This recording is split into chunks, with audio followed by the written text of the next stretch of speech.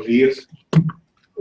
Cuando uno mira la literatura actualmente se reconoce lo que se llama neglected tropical disease, o sea, enfermedades tropicales desatendidas. En esa lista que se estaba comentando hay 14 enfermedades, pero no está esa enfermedad. O sea, es tan neglected, o sea, tan desatendida que tampoco figura en esa lista. Y eso es un tema importante porque sí tiene un impacto en la salud pública de América Latina, y lo tiene en el Perú. Sí que esta es una condición que afecta mucho a la población pobre, lo hace más pobre y le reduce más o menos en 15 años la expectativa de vida por las diversas condiciones que tiene. Hoy día, más tarde, el doctor Martín Montes hablará sobre los temas inmunológicos en relación a las complicaciones, y mañana la doctora Elsa González hará una ampliación de lo que yo estoy trayendo. Esta es una enfermedad que se estima que hay de 10 millones a 20 millones de portadores en el mundo. Una cosa que es importante es que esta condición nosotros creemos que es un poco mayor que la estimada por el grupo del Instituto Pasteur. Y finalmente, creemos que es importante estudiar porque es una enfermedad que afecta a la población mundial, porque está asociada con diversas enfermedades, porque tiene varias formas de transmisión intrafamiliar, porque no existe ningún tratamiento específico y porque no hay inversiones en la investigación. Felizmente, uno de los logros más notables que se hizo es a través de las primeras investigaciones nos reunimos con los grupos de Pronaevas. En el año 97 se decidió, siendo el Perú el segundo país de América, en incluir el despistaje de visa para HTLV1 en los bancos de sangre.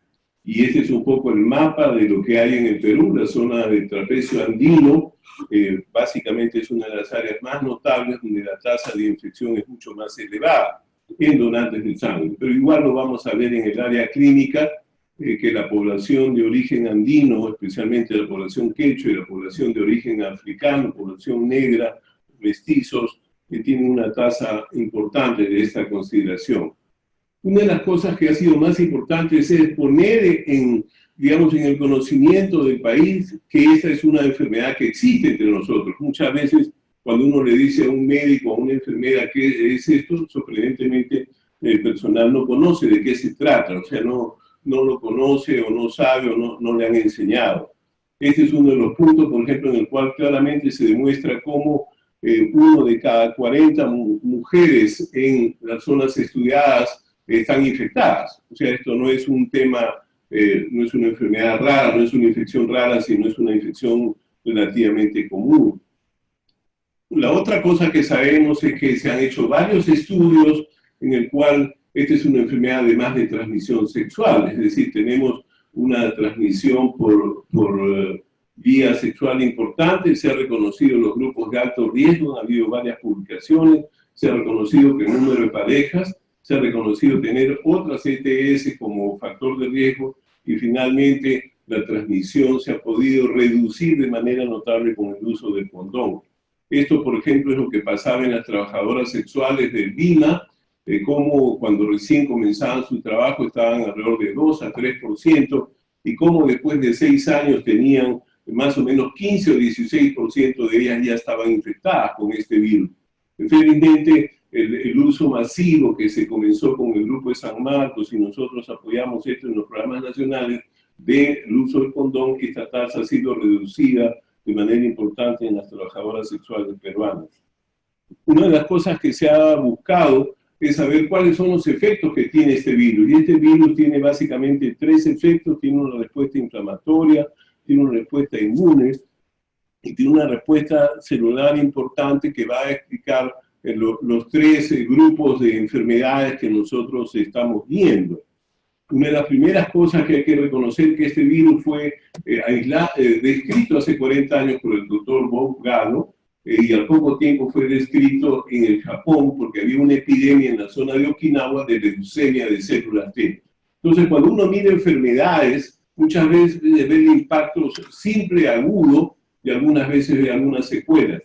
Pero una de las cosas más notables es que el 20% de neoplasias en nuestros países están asociados a algún microbio, y en esa lista aparece HTLV1 produciendo linfoma y leucemia. La otra cosa que produce es paraparesia espástica. Acá hay una pareja que tiene, este hombre decía que a su madre la habían embrujado en Abancay, perdón, en Ayacucho, pero él después comenzó a tener lo mismo en la mamá y entonces tuvo 25 años hasta que comenzó a usar estos dos bastones. Sin embargo, su esposa en 6 meses terminó en silla de ruedas. Es decir, un mismo virus produjo una evolución totalmente diferente y por eso es que nosotros insistimos en que habían dos historias, una historia clásica de una progresión lenta, pero más o menos el 20% de pacientes tienen una evolución rápida y terminan en silla de ruedas en poco tiempo.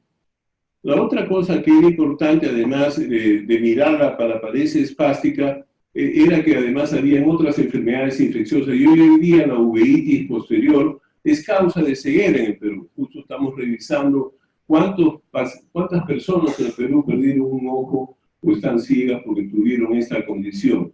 Asimismo, esta condición se asocia en 1/3 de ellos con tiroiditis, que es importante estudiar. Y finalmente, un grupo de gente joven comienza a desarrollar alveolitis fibrosante de manera notable. Sorprendentemente, en Australia, igual que en el Perú, los chicos que están infectados además tienen una tasa inusitada de bronquiectasias y por eso es que tienen neumonía y muchos de ellos mueren jóvenes por tener esta asociación. La pregunta de oro es, ok, cuando están infectados, ¿qué pasa? El riesgo de desarrollar la enfermedad es diferente.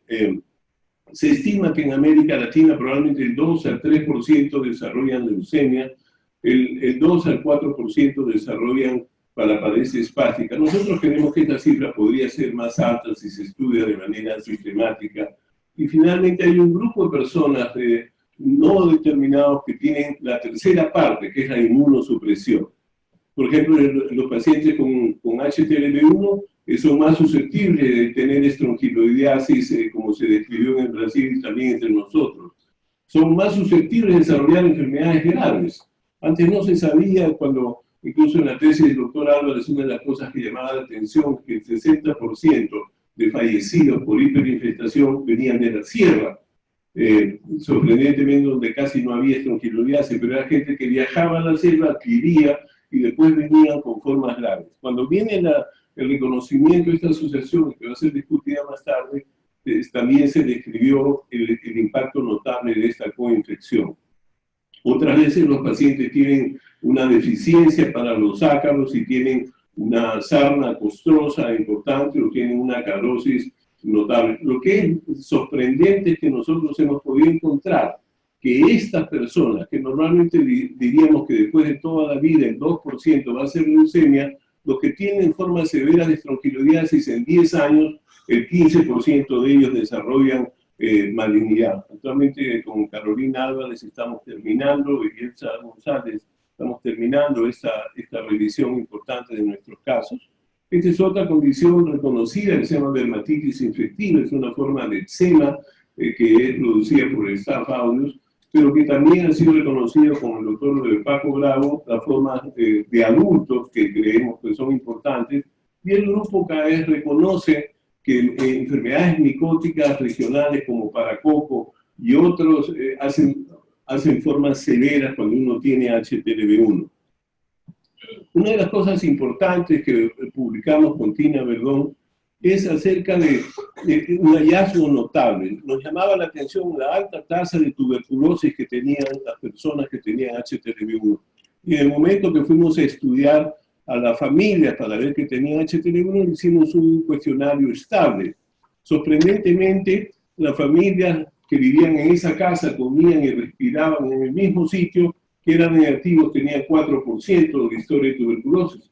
Pero esos familiares que tenían HTLV1 positivo tenían 11.5. Es decir, el riesgo dentro de la casa para tener tuberculosis era 3 veces mayor en las personas que tenían HTLV1. Y por eso hoy en día esta es una de las áreas más importantes que estamos tratando de desarrollar.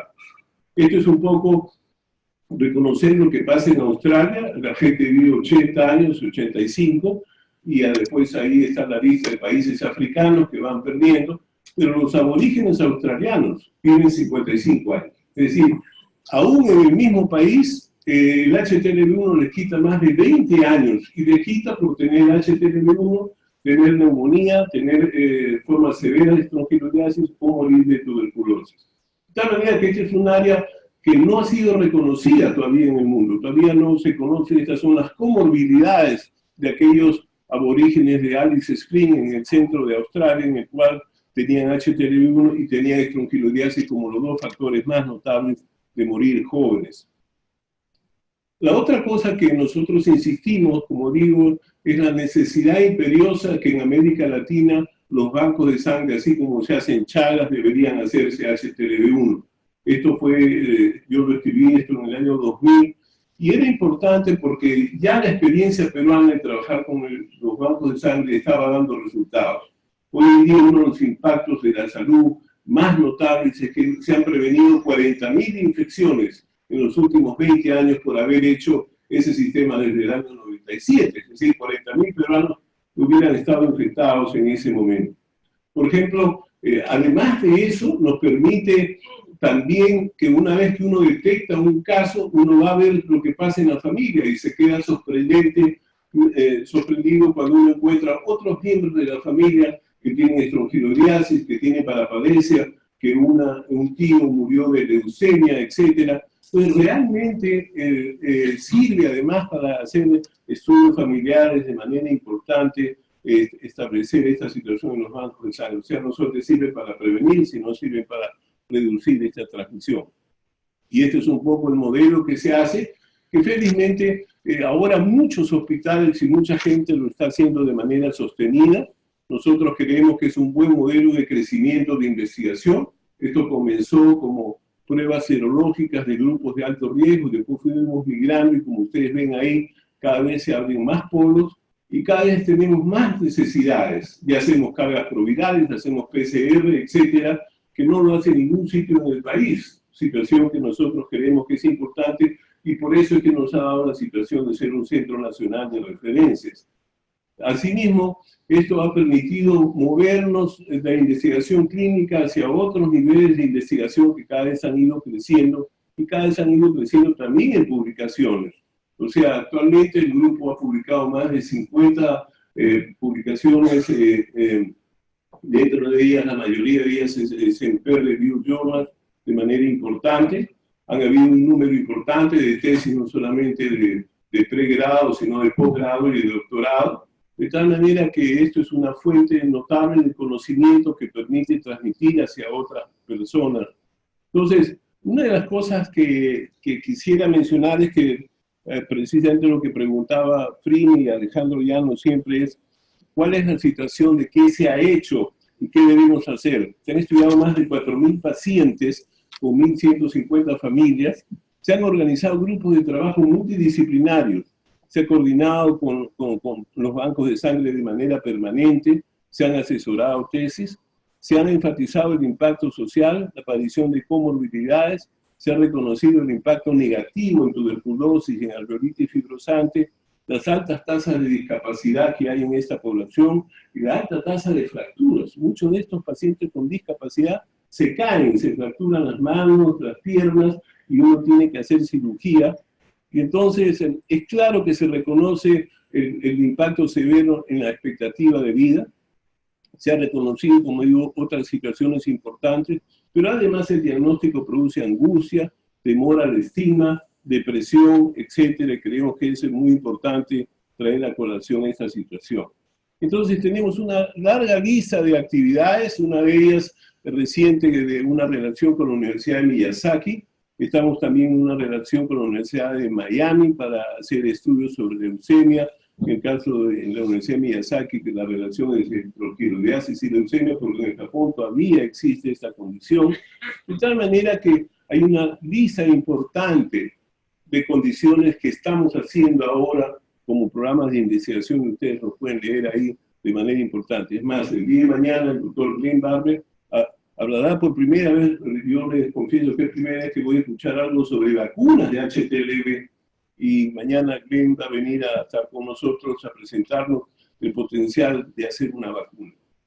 nosotros hemos tenido una situación importante de hacer esta presentación al Ministerio de Salud, precisamente porque creemos que hay un rol que el Ministerio de Salud tiene que hacer. Y desde ese punto de vista, las líneas de investigación, como ven ustedes ahí, estamos buscando nuevos tratamientos, buscando a las familias, buscando estudios de agregación familiar. Recientemente Carolina Álvarez presentó una publicación muy interesante, un review extenso de nuestros casos y de la literatura sobre esta condición, etcétera. Es decir, estamos abocados en conseguir cada vez más información. Hoy en día incluso ya los pacientes que van a ser trasplantados tienen que tener estas pruebas en todo el mundo. Y una de las cosas que fuimos a discutir en el Ministerio hace menos de un mes es incluir al HTLV1 como una enfermedad de impacto nacional. Tener pruebas confirmatorias. El Estado peruano no ofrece una prueba confirmatoria, no ofrece cargas provirales. No hay medicación para las complicaciones médicas. No hay medicación para tratar las leucemias que hay en ese momento. Y finalmente no hay un plan de fortalecer investigación biomédica en esta área. Entonces yo creo que estos son los temas que nosotros queríamos traer para propiciar. Parte de esto se presentó en el Congreso de Japón. Y finalmente que el próximo año nosotros somos los organizadores del Congreso Mundial, es decir, la sociedad internacional ha reconocido al grupo nuestro y nos ha pasado la autoridad de poder hacer el Congreso Mundial en abril del próximo año, en el cual desde ahora están todos invitados, pero lo que queremos es precisamente poner en la luz del mundo la necesidad imperiosa de que HTLV1 es una enfermedad desatendida que requiere tener la visión. Fíjense que hay una exalumna del Borlas que actualmente dirige el plan de enfermedades atendidas de Bill Gates. Yo le mandé una nota. Le dije, mira, va a haber esto, sería bueno que ustedes bequen a personas del tercer mundo a venir a este congreso. Me dijo, lamentablemente no está en la lista de prioridades de Bill Gates. O sea, tampoco está en la lista. Es decir, cuando mandé unas notas a OPS me quedé un poco sorprendido porque tampoco es importante el cáncer producido por este virus y que en los bancos de sangre se hagan pruebas serológicas. Todavía la gente no entiende el impacto que nosotros queremos traer.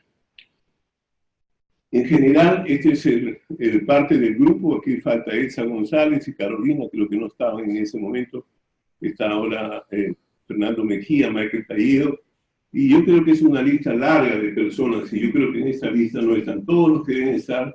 Y quiero dejar también un homenaje a Juan Cabrera y Isaías Rolando, que en estos años nos ayudaron de manera importante. Muchas gracias.